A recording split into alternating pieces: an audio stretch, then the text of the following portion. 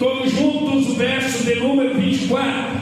Deus é Espírito, e importa que os que o adoram, o adorem em Espírito e em verdade. Amém.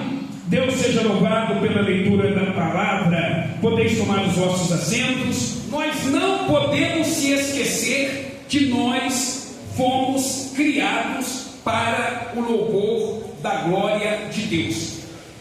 Segundo, preste muita atenção: nenhuma atividade na igreja suplanta o nosso real e verdadeiro propósito, que é adorar.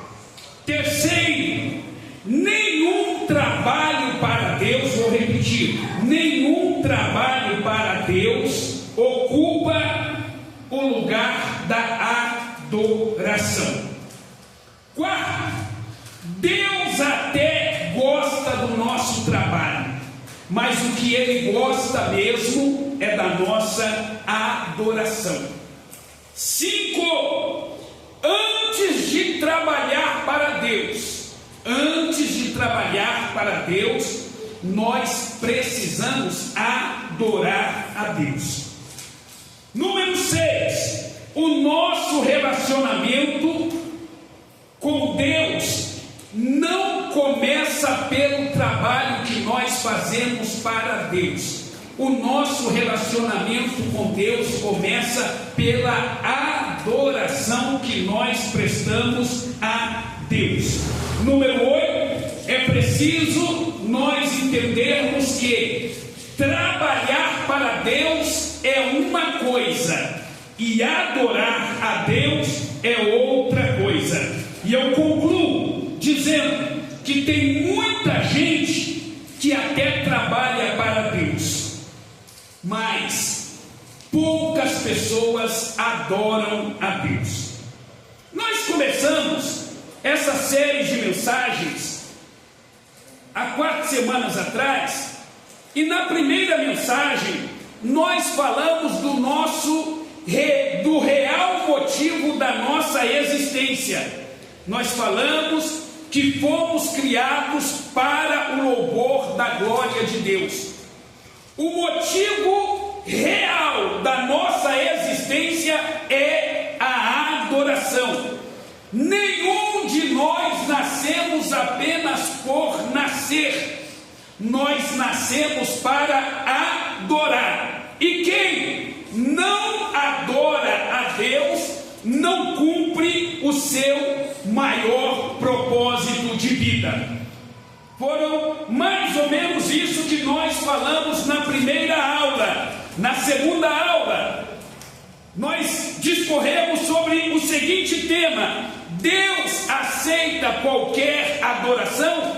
E a resposta foi negativa: não, Deus não aceita qualquer adoração. Ele rejeitou a adoração de Caim. Nadab e Abiú morreram quando ofereceram adoração estranha. Uzá morreu quando foi tentar proteger a arca, e Saul foi reprovado quando ofereceu sacrifício. Deus não aceita qualquer adoração. Nesta aula nós aprendemos que a verdadeira adoração, ela contém alguns fatores para que Deus a receba. Nesta aula nós estudamos sobre alguns ingredientes de uma verdadeira adoração. Na terceira aula nós estudamos sobre uma mulher que mudou a história com uma atitude de adoração. Os irmãos lembram? Nós falamos da história daquela mulher que entrou em um jantar sem ser convidada e fez o que o dono da casa não conseguiu fazer. Jesus foi convidado para um jantar. O que o dono da casa não fez, um de fora fez. E nós aprendemos que quando eu não faço o que tenho que fazer, Deus levanta outro para fazer em meu lugar. O que o dono da casa fez, um de fora fez. Nós aprendemos que quando os de casa não faz, Deus levanta os de fora para fazer. E hoje, na nossa quarta aula, nós vamos dissertar sobre essa temática. Os verdadeiros adoradores adoram o Pai em espírito e em verdade. Em uma conversa com a mulher samaritana no poço de Jacó, Jesus nos dá a maior aula de adoração de todos os tempos. Ele ensina que a adoração deve ser feita em espírito e em verdade. Só para você se situar, porque a conversa dele foi com uma mulher samaritana. Só uma observação rápida aqui sobre os samaritanos. Em 2 Reis, capítulo 17, a Síria invade Israel. O que o rei da Síria faz? O rei da Síria pega a maioria do povo e leva cativo para a Síria, deixando na terra uma pequena minoria de homens e mulheres.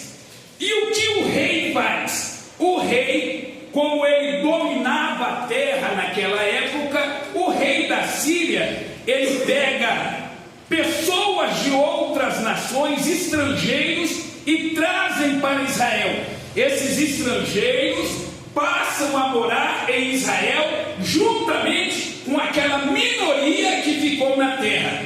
A mistura dos judeus que ficaram na terra com os estrangeiros que vieram de fora originou nesse povo os samaritanos. Quem eram os samaritanos? Era a mistura de estrangeiros com judeus. Originou no povo samaritano. O povo samaritano era um povo misturado. Por isso, os judeus não se relacionavam com eles. Os judeus não se comunicavam com eles. A comunicação era muito ruim, era péssimo. O relacionamento era muito instável.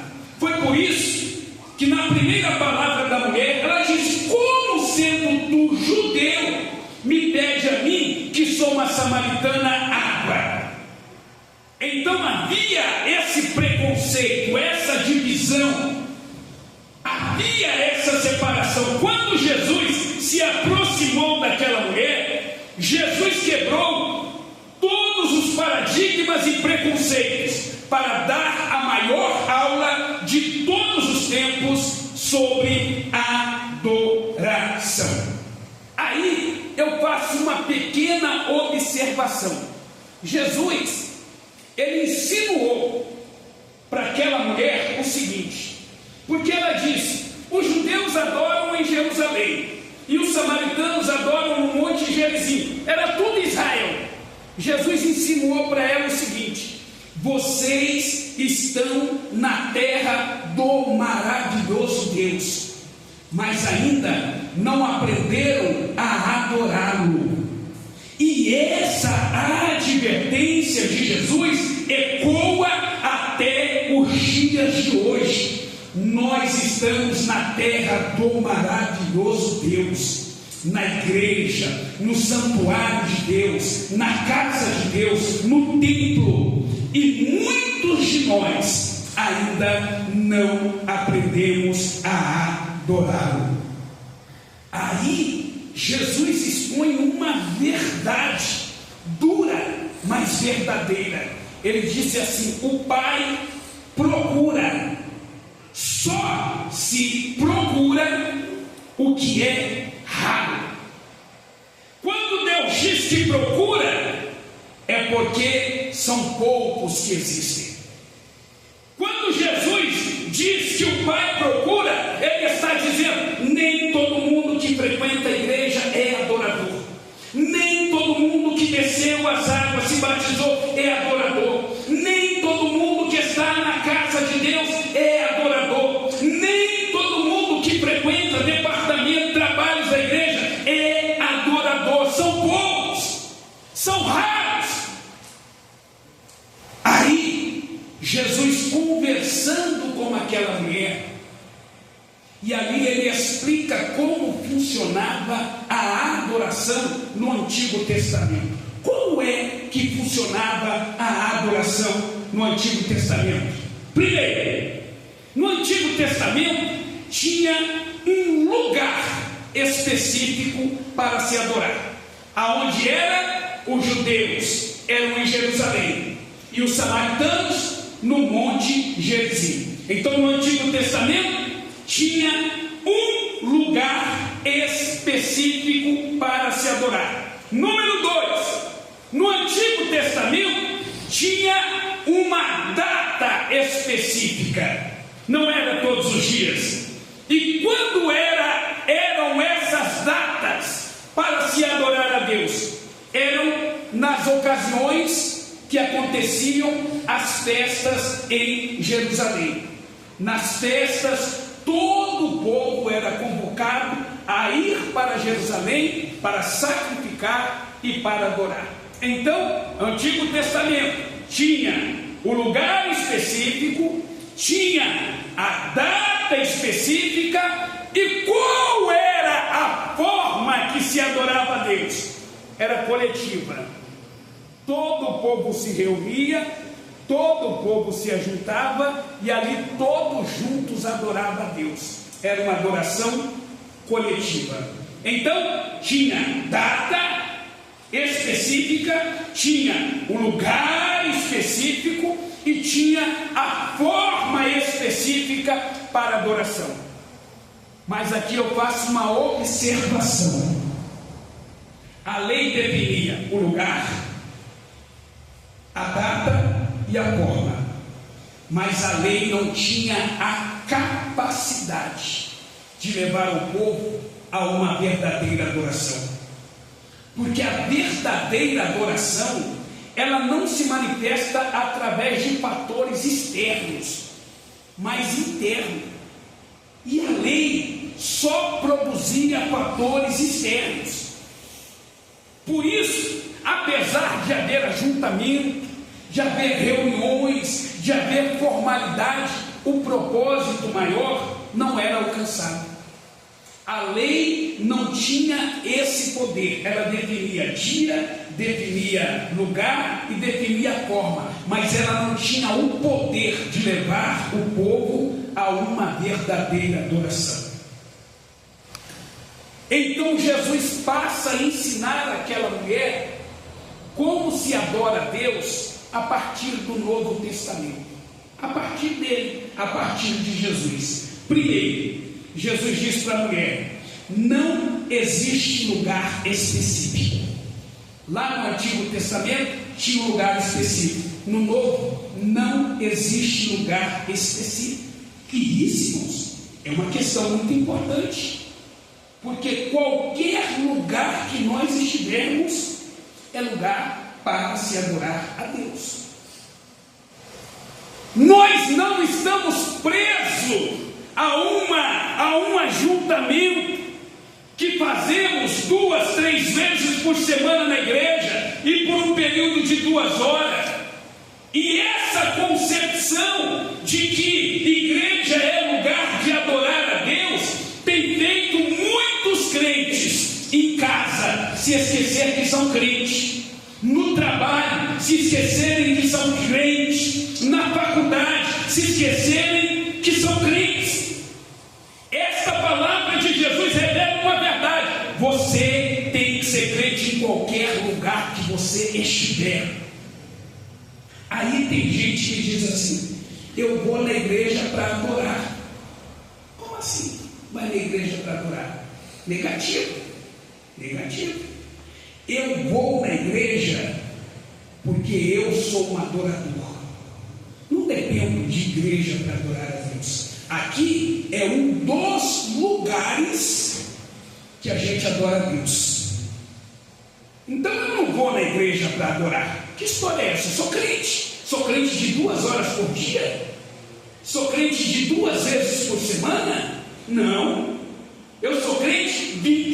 24 horas por dia. Então, quando alguém diz, você vai à igreja? Sim, eu vou à igreja. Para quê? Para adorar? Não, eu vou na igreja porque eu sou um adorador.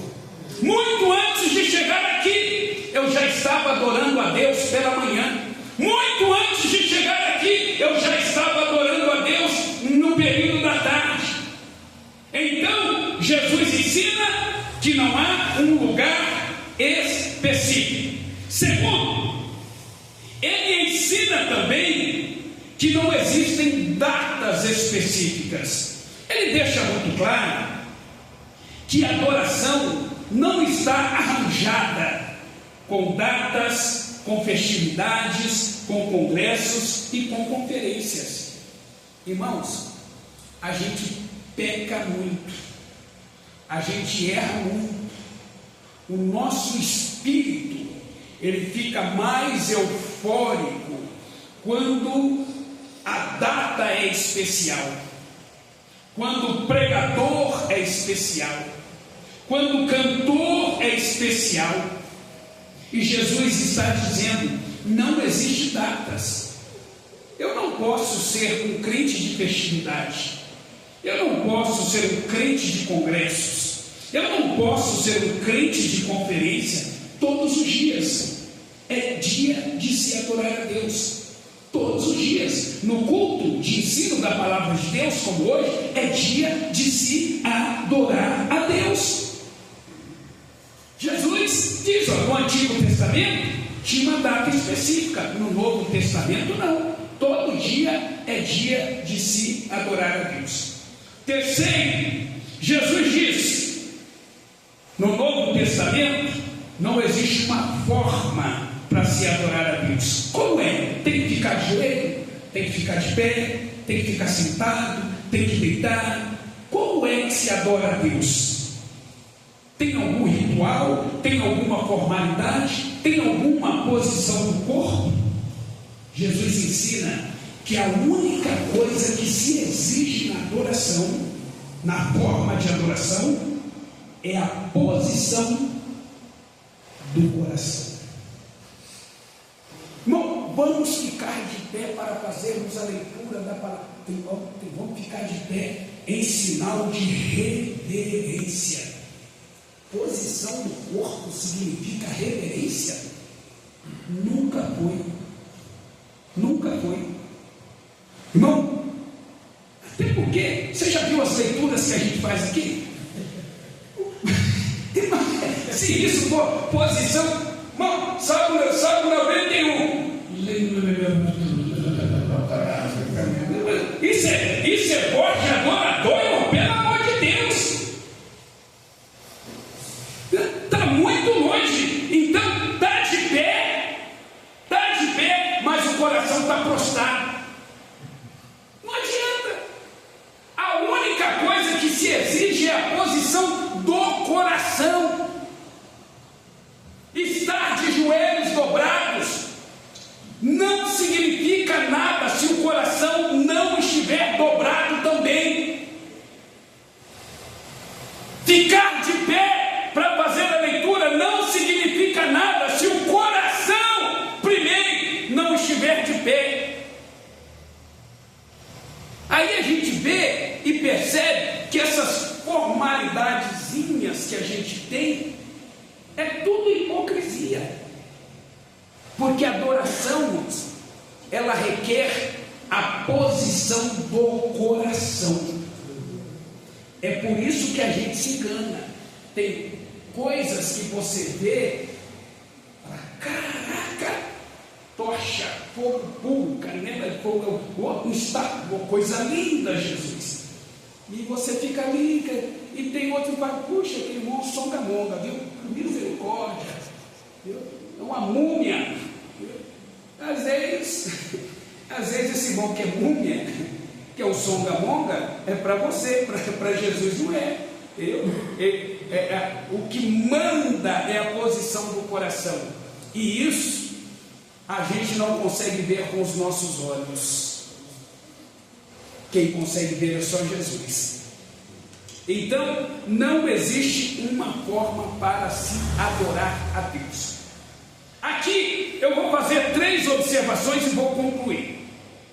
Primeira observação: não existe ocasiões específicas para se adorar a Deus. Como pastor, e já há quase 30 anos, convivendo muito próximo com a igreja, eu percebo que o humor dos irmãos, das irmãs, ele varia de acordo com as circunstâncias que a pessoa está vivendo. Quando o momento é bom, o humor da pessoa é bom, até o paz do Senhor que Ele te dá é diferente. Quando o humor está ruim, Ele faz assim, ó, assim, ó, aquela coisa rápida, você leva até um suquinho que aconteceu com o irmão.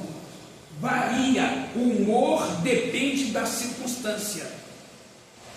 O que acontece? Isso é ruim, por quê? Se a gente deixar se levar por isso, nós só vamos conseguir adorar a Deus quando as circunstâncias forem favoráveis. Se a circunstância que eu estou vivendo hoje, na sexta-feira, for desfavorável, esquece, eu não vou adorar a Deus. Com dinheiro ou sem dinheiro, com saúde ou sem saúde, estando bem ou estando mal, nós temos o dever de adorar a Deus. Olha o que Paulo disse: eu já aprendi a lidar com isso. Se eu tenho saúde, eu adoro, mas se a enfermidade bater na minha porta, eu continuo adorando da mesma forma. Se tenho fartura, eu sou um adorador, mas se porventura a fome bater na porta da minha casa, eu continuo sendo um adorador. Se eu tiver abundância, Paulo dizendo, se eu tiver abundância, eu sou um adorador, mas se porventura eu padecer necessidade, eu continuo sendo um adorador. Se tenho, eu sou um adorador, se não tenho, eu continuo sendo um adorador. Eu me lembro de um episódio que aconteceu na vida de Paulo. Isso é muito importante, irmãos. Paulo estava preso em uma caverna, em uma rocha escavada. A prisão era numa rocha escavada. Não tinha saída, só tinha uma porta. E nessa porta tinha uma janelinha por onde entrava a comida e a bebida. Paulo chegou na porta, bateu e disse assim: vocês vão ficar aqui por muito tempo? Para os 2 sentinelas que ficavam lá, eles disseram o seguinte para Paulo: daqui 4 horas muda o turno, vem outros soldados, mas na porta sempre vai ter sentinelas vigiando você. Aí Paulo olha para eles. Paulo, que estava preso, poderia estar lá no cantinho da cela, de cabeça baixa, chorando, lastimando, murmurando, reclamando. Aí Paulo diz: não, é porque eu quero saber se vocês têm tempo para ouvir tudo aquilo que eu conheço, tudo aquilo que Ele fez na minha vida. Se vocês vão ficar aqui 4 horas, vocês vão ouvir tudo acerca do Jesus que transformou a minha vida. Aí o texto diz assim: Paulo, preso, evangelizou toda a guarda pretoriana. E isso é comportamento de quem é crente, de quem é verdadeiro adorador, de quem não se deixa influenciar pelas dificuldades do dia a dia. Crente não pode depender de circunstância para adorar a Deus. A tua adoração não pode depender de circunstância, porque acredite, terás momentos na sua vida que você não vai ter motivo para adorar a Deus. Quando a morte bater na tua porta, você vai ter motivo para adorar a Deus? Quando a doença bate na sua porta, você vai ter motivo para adorar a Deus? Quando um acidente atropelar a sua vida, você vai ter motivo para adorar a Deus? Quando a escassez entrar dentro da sua casa, você vai ter motivo para adorar a Deus? Não. Teremos momentos na vida que não encontraremos motivos para adorar a Deus, se nós formos adoradores de circunstância. Então, irmãos, independentemente do que acontecer, você é um adorador. Você é uma adoradora, independentemente do que aconteça no seu dia. Essa pauta não pode ficar para trás, ela é prioritária na nossa vida. Segunda observação, isso aqui é importante, irmãos. Adoração vem pronta. Deixa eu explicar para vocês. Apesar de ser um ato livre e espontâneo do coração, a adoração precisa ser intencional. O que você preparou para trazer para Deus nessa noite? O que a gente preparou? Ou a gente só, e hoje tem culto também, hoje tem culto. A adoração tem que ser intencional. O que eu li durante o dia para apresentar para Deus? Qual foi o hino que eu ensaiei para chegar aqui e oferecer a Deus? A adoração precisa ser intencional. Ela é um ato livre e espontâneo do nosso coração, mas ela precisa ser intencional. O que eu vou sacrificar para Deus nessa noite? Deixa eu mostrar para vocês como é que acontecia no Antigo Testamento. No Antigo Testamento, na data, eu disse para os irmãos que tinha data, na data, todos tinham que ir para Jerusalém, para o sacrifício e para a adoração. As pessoas levavam o cordeiro, levavam o carneiro, levavam o pombo. Tinha que ser preparado em casa e quando chegasse lá, se oferecia. Assim agiam os crentes fiéis. E os infiéis, os relaxados, os desleixados, o que eles faziam? Eles se esqueciam do compromisso que eles tinham com o sacrifício. E eles não levavam nada. Iam de mãos vazias. Mas a lei dizia que todos tinham que sacrificar. E agora? Sabe o que eles faziam?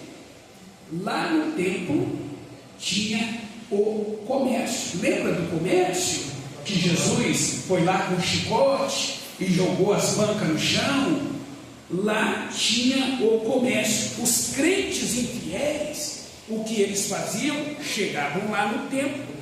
O templo tinha todo o aparato para se vender, para fazer o sacrifício. Tudo o que precisava para fazer o sacrifício, o templo, lá, o comércio no templo tinha. Então o que eles faziam? Eles compravam o sacrifício para oferecer para Deus. Irmãos, escuta só. Sacrifício não se compra e nem se improvisa. Irmãos, é muito triste alguém chegar aqui na igreja e ganha uma oportunidade e não sabe nem o que fazer. Irmão, você pode ter vindo fazer tudo no culto, menos adorar a Deus. Vamos ver o Christian! Aí o Christian ia falar: o que eu faço? Aí a alternativa nossa dos crentes mais antigos, assembleianos, né? É harpa. Aí pega um da harpa, número 1. Eu não sabia nem cantar, o anjo passou a cantar. Uma verdadeira taquara rachada. Viu? Aí comprou o sacrifício, improvisou o sacrifício. Jesus gostava tanto disso que ele botou todo mundo para fora do templo. Você vai para um culto, você tem que preparar um louvor, você tem que fazer uma leitura da palavra de Deus, você tem que... Irmão, eu vejo os irmãos fazendo ofertório aqui. Irmão, desculpa, irmão, desculpa, eu só não faço isso porque eu não posso, mas a vontade, irmão, por favor, me dá um microfone. Irmão, a hora da oferta é a hora da oferta. Aí o irmão fala umas coisas que não tem nada a ver. Fica claro, estampado, que ele chegou ali na hora e improvisou. Isso não é um comportamento de um adorador. Não é um comportamento de um adorador. Você engana o pastor, eu não me engana não, porque eu não sou bobo não. Finge que sou, mas bobo eu não sou não. Eu tenho 30 anos, irmão, atrás de um púlpito. 50 anos de igreja. Irmão, ninguém me engana não. E o que eu não consigo ver, tem os profetas aqui que falam para mim.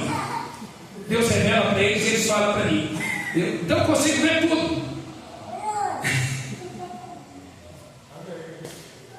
Os dirigentes que vão dirigir os cultos, eles precisam saber o que vai fazer no culto. É a preparação. Ele precisa saber o que vai ler. Irmão, toda vez que você vê, olha, os Salmos é um livro da Bíblia como qualquer outro livro da Bíblia. A inspiração é a mesma, tem o mesmo poder e autoridade que os outros 65 livros da Bíblia. Mas toda vez que você vê alguém ganhando oportunidade e lendo um salmo, é porque o salmo já está na mente dele, já está decorado, e ele ali de forma rápida improvisa. Salmo 23, Salmo 121, Salmo 125, Salmo 91, Salmo 1, Salmo 27, está tudo improvisado ali, guardado, ele improvisa tudo.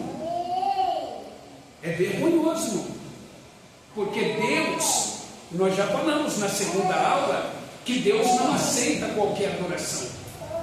Deus não aceita qualquer adoração.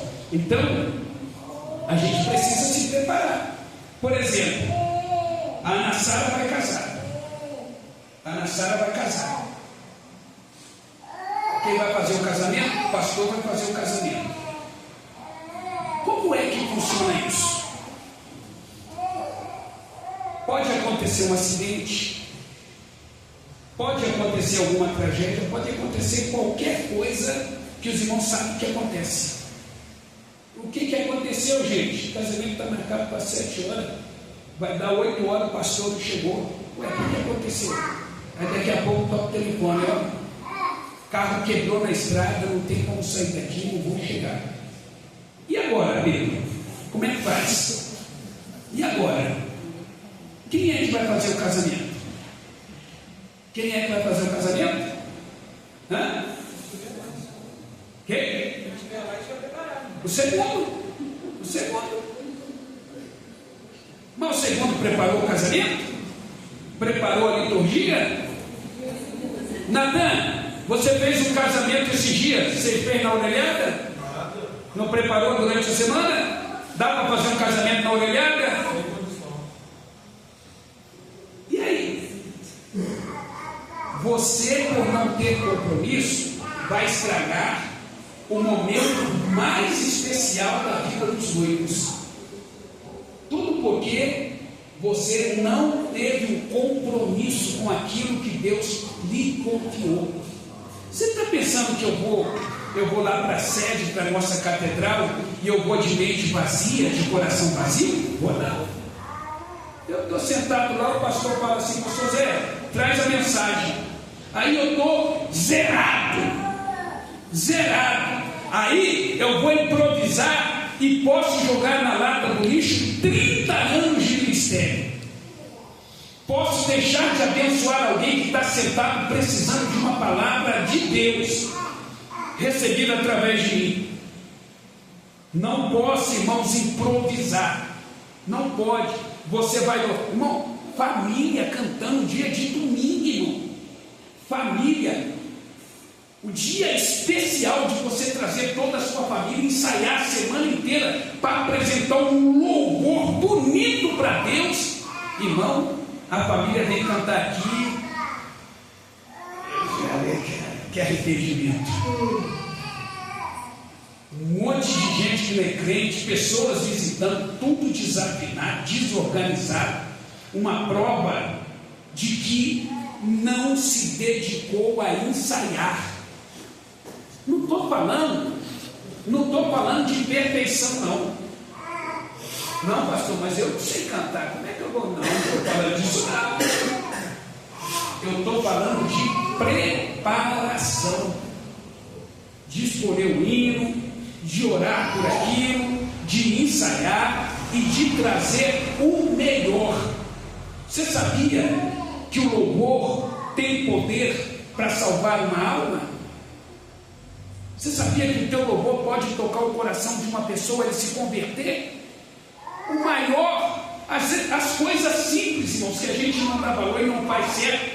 O nosso pastor, fundador da nossa igreja, pastor Paulo Leivas Macadão, o homem que fundou esse ministério, que está em quase todos os países do mundo, um dos maiores ministérios do mundo. Sabe como ele se converteu? Através de um folheto que ele achou no chão.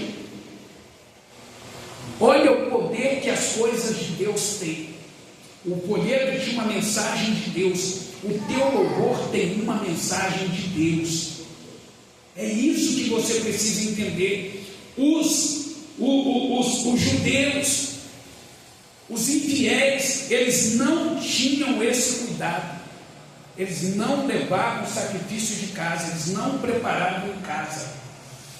E outro, eu estou falando aqui para irmão, que obreiro não pode se encaixar nisso de jeito nenhum. Obreiro tem que ser obreiro, cabra macho, que acorda de madrugada. Tem tempo para acordar de madrugada, porque eu vou pregar, e eu vou estudar, e eu vou me preparar, e eu vou orar, eu vou me consagrar, porque Deus vai usar a minha vida, Deus vai falar ao coração de alguém, Deus vai tocar no coração de alguém. É isso, irmãos, que Deus espera de nós.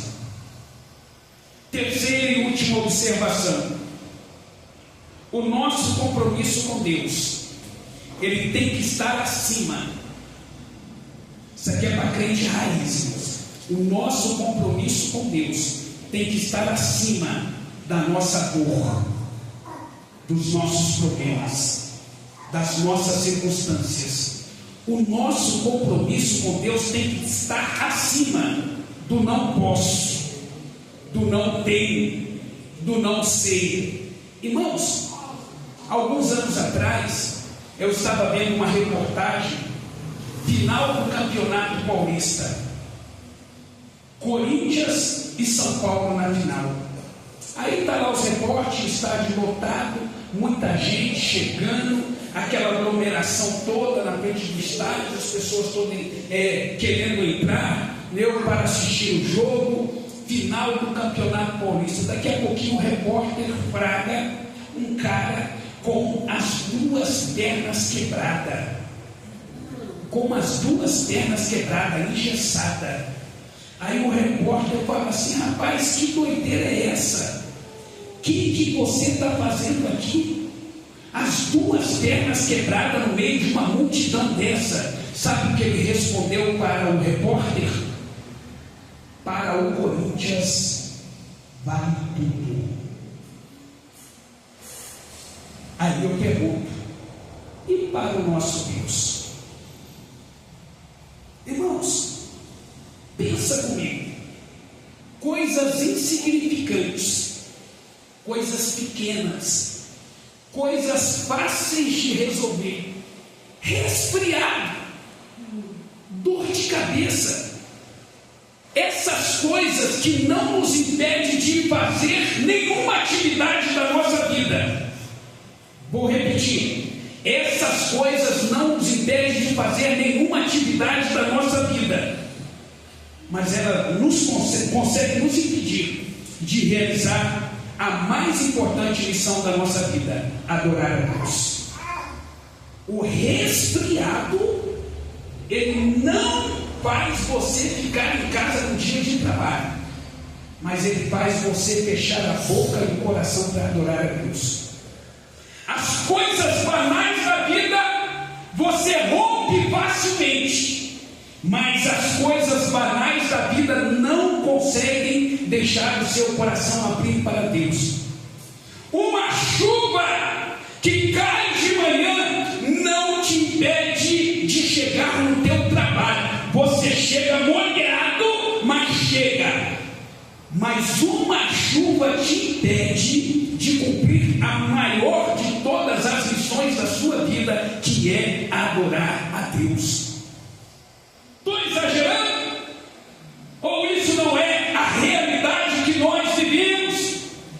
Nós temos tempo para todas as coisas, menos para Deus. Bíblia, oração, igreja, obra de Deus passaram a ocupar o segundo plano da nossa vida, quando deveria ocupar o primeiro plano da nossa vida, porque são as coisas mais importantes da nossa vida. Quando a gente chega ao ponto de ter que cobrar alguém para vir na igreja, irmãos, a gente desceu no nível mais baixo que a gente podia descer. Quando a gente chega ao ponto de ter que ficar colocando no grupo, irmão, não esquece, tem culto, tem oração, nós descemos ao nível mais baixo que alguém poderia descer. Quando alguém precisa ficar pedindo por dirigente, por pastores, que tem que vir para o culto de doutrina, irmãos, a gente desceu ao nível mais baixo que nós poderíamos descer. Eu concluo a minha palavra dizendo, irmãos, nós precisamos voltar ao propósito original da nossa vida. Sabe qual é o nosso problema? O nosso problema é que a gente olha muito para as mãos de Deus. Isso aqui é o foco da nossa vida. As mãos de Deus. É as mãos que abençoam. É as mãos que abrem porta. É as mãos que faz milagre. É as mãos que cura. A gente olha muito para isso aqui, ó. Quando na verdade a gente deveria olhar para aqui, para os pés de Jesus. Esse é o problema da igreja de hoje. Está aqui, ó. Só quer o que está nas mãos de Jesus. Mas a terceira mensagem que nós estamos aqui, ela nos ensina que o nosso lugar não é olhando para as mãos de Jesus, é olhando para os pés de Jesus. Os pés de Jesus é o lugar aonde os adoradores estão. Aqui na mão é o lugar aonde os espertos, os que querem se dar bem, os que querem prosperar, é aqui que eles estão olhando. Mas o nosso lugar é lá embaixo, é nos pés de Jesus. Eu termino a minha palavra dizendo para os irmãos, nós precisamos voltar ao propósito original da nossa vida. Está na hora de nós eliminarmos tudo o que há na nossa vida que toma o lugar de Deus. Nós precisamos entregar o trono do nosso coração novamente para Deus e dizer: Deus, assume novamente o trono do meu coração e governa a minha vida. Irmãos, deixa eu falar uma coisa com vocês aqui, nós já vamos orar. É aquele horário mesmo que eu estou vendo ali? Eu estou sem óculos. Que hora está dando ali, gente? 9 e 8? Então vamos terminar. Deixa eu só falar isso aqui. Presta bem atenção. O rei Josafá disse assim. O rei Josafá disse assim: não tem nenhum profeta aqui não? Aí disseram assim: não tem um, Eliseu. Só que as pessoas não disseram assim: Eliseu que tem porção dobrada, Eliseu que multiplicou o azeite, Eliseu que abriu o Jordão. Não, ninguém falou isso não. Sabe o que falaram? Tem um profeta aqui, o Eliseu, aquele que serve água.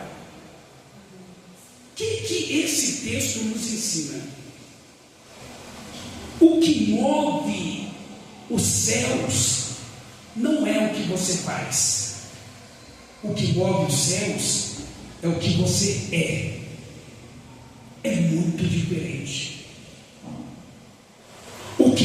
o céu não é a tua pregação e nem o teu louvor. O que move os céus é o que você é.